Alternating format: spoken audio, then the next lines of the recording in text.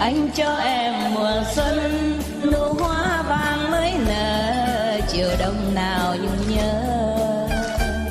Đường lao sao lá đầy, chân bước mòn bìa phố, mắt buồn vì ngọn cây. You know, he's so poor. It's not even a rag to cover himself. How would he dare to think, even in his dreams, like that? Even though she has expressed her willingness, that he refused. But then the princess told him, you know, you and I have met each other because of heaven's arrangement. None of us have even prepared or asked for it. You must know, in the old times, it was not just because of meeting, but because he was all naked and she was all naked. And she probably was bathing right where he was hiding. So they probably have touched each other by chance, And in the old times, the custom is that if you see a man naked or if the man touches you, then you have to marry him. But you lost your purity already. Or otherwise you just have to die. You know, commit suicide or never marry again.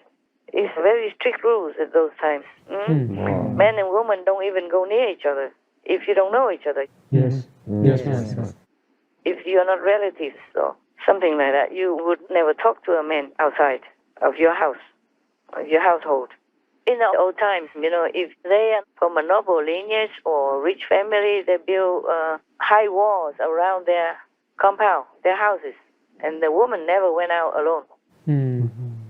Every time they went out, they had to be carried in the covered kind of those carried by hand carriage by servants. Never went out alone, never walked out alone. As a rich family, I guess a poor family, they can't afford all that. But if you are from a rich family or noble lineage, you cannot show yourself to any man just like that. And now even not just show yourself, but both are naked, She was probably sitting where he was hiding and splashing her water everywhere so all the sand ran away from him. See? Revealing all his splendor like that. So after she insisted like that, because she felt like it was heaven's arrangement, and she lost her purity already, according to tradition, and maybe he was a good-looking guy. There was nothing to hide anymore. She saw everything, so she liked what she saw, I guess. As well, Now, I guess she has never seen a naked man before. And this man, he must be very healthy looking and strong.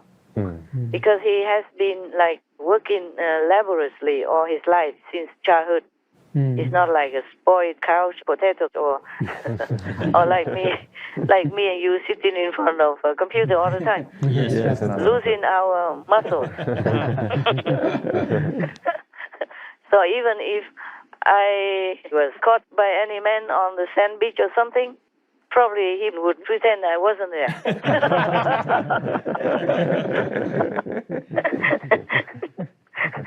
Okay. Not like before, I wouldn't like to go to any beach nowadays anyways, with the COVID and all that. Least of all with a bikini, After she kept insisting and thinking and saying this is all heaven's arrangement. So he had to, poor man, he had to listen to her. Oh, poor guy, hey? Don't we feel sorry for him? He had to. Like he forced himself to agree with her. Maybe he just refused as modesty, you know? But I think such an exceptional beauty like her, how would he refuse even? Even the most stupid man would not refuse, honestly. She's not just a princess, rich and secure, but she's exceptionally beautiful. They say that maybe world class, meaning above all world beauty. That is their description. So I think he just kind of saying no, you know. he had to because he felt maybe inferior as decency. But I think he would have loved to say yes, huh? Yes. But he had to let her convince him a little bit. I think both of them tried hard. Tried too hard. All right. So they became husband and wife after that. After he had to force himself to be the world's most beautiful woman's husband. Yeah. We do feel sorry for him, don't you? We feel sorry for both of them. They had to, because heaven's arrangement. Yeah? It truly could be, because how come in the whole big river, why did he have to stay where he was hiding? Yes. See what I'm saying? Yes. And right exactly where he was hiding. Yeah. Not just near or next to it, but right where he was hiding. Yeah. And covered with all the curtains, with him in the middle of it. They didn't see him, of course, yeah? Probably he was hiding in the bush with the sand covering him.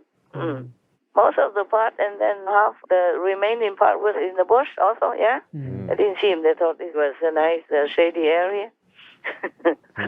So they make a tent there and just tented him in. Sorry for both of them. He must be very handsome because he has been working in the open air all the time, and he had to labor hard in order to take care of himself and his father. Mostly when the father was older, he must do a lot of work for both to survive. I'm sure he was a muscular person with the six-pack or something you call it. Yes. And this princess, she's a teenage, 18 is about the time. It's the age of springtime. And she has probably never seen a man naked like that before. Yeah. And he must have been good looking also. Right there, heaven arranged so well. But not everybody is happy. They were both very happy. But the king was not happy. He was so vexed, so angered. So he called all his protecting bodyguards and all the servants of the princess, recalled them all, told them to go back to the capital, to the palace. The princess was very afraid of her father's anger, so she just had to stay back there with her husband and the normal citizens. And then both of them tried to find a way to survive. But as if it was heaven's blessing, whatever she does, whatever business she does, was getting more and more prosperous all the time. She became very rich.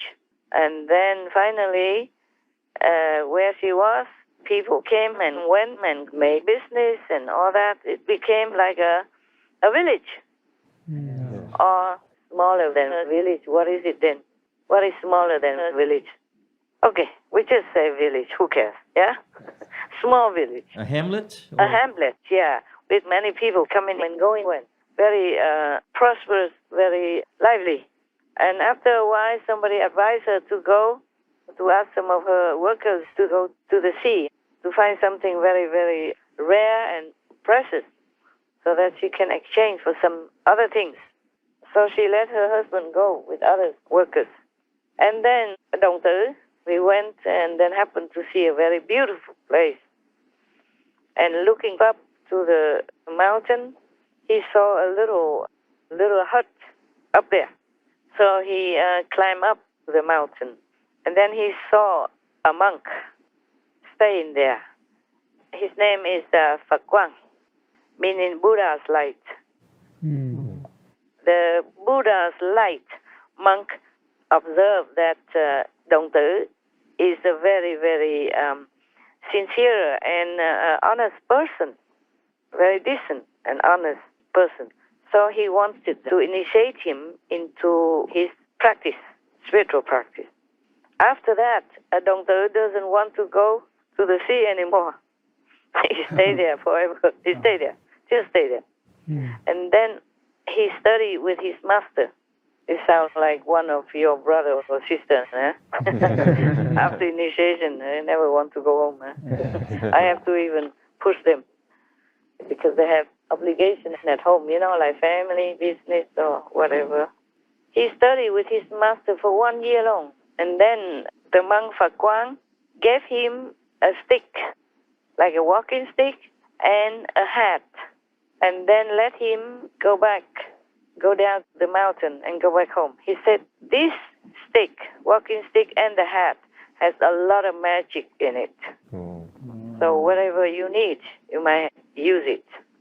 Probably he told him some extra ways to help himself as well as empower him with some magical power. So Đồng Tử went back home. He did not want to go. Reluctantly. It's just his master say, time to go, man. Don't stay here. Don't be too comfortable, eh? Okay. After 1 year, the master probably had enough with him, even whatever, told him to go home. So he went home. He also used all these things that he had studied with the master, passed it on to his wife, transmitted to his wife. And after that, both of them, husband and wife, left this area where they had been doing business, left the hamlet or the village where they had been prosperous and made business. And then both of them went to find a quiet and peaceful area to live a very simple life, maybe just a hut or something, to practice spiritually. Yeah.